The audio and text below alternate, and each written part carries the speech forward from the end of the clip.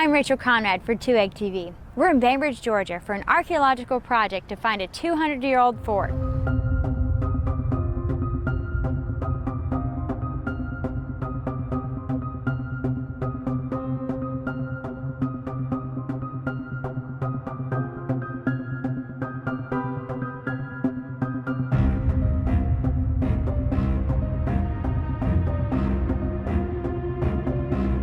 Archaeologist Brian Mabellatini and historian Dale Cox have made a remarkable discovery on a high bluff overlooking the Flint River in Bainbridge, Georgia.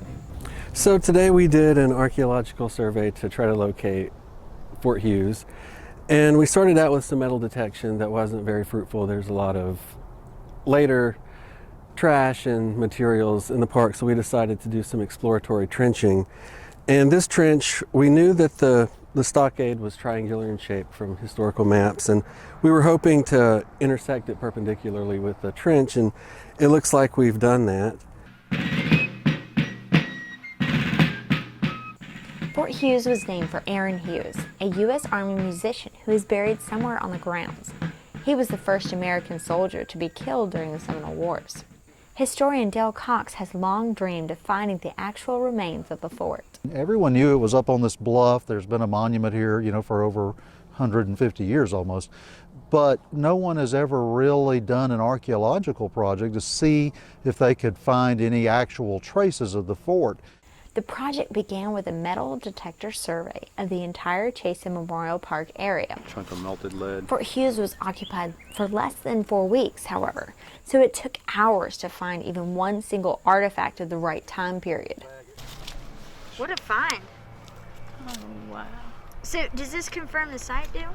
Not yet, but it's getting closer. Not yet. An exploratory trench was then dug in hopes of finding traces of the log walls of the fort. That's when the real moment of discovery took place. The trick is to look at the color of the soil. So we excavated the trench down into the red subsoil, so any features which would be where someone in the past had dug a hole and filled it back in. And that's what we were looking for, and those show up as these kind of darker or more mottled soil stains, which is what we found. We have the subsoil here, and then you come into the trench area with a few what appears to be post holes in there, and it continues diagonally, and then we pick back up with the natural occurring subsoil. The discovery of the post molds, or stains left by the rotted posts of one of the fort walls, confirmed the exact location of Fort Hughes. The door is now open for future research to learn more about the construction of the fort. There's a lot of charcoal flecking and staining, some what appears to be burned soil, so it appears that it's possible that the fort itself was burned after it was abandoned, but what we're seeing here is just a very small snippet of the stockade. But for now, the remarkable thing is, having found one of the walls of the fort, now we know exactly where the fort was located. We know that it's on city property and is protected, and that's a good thing.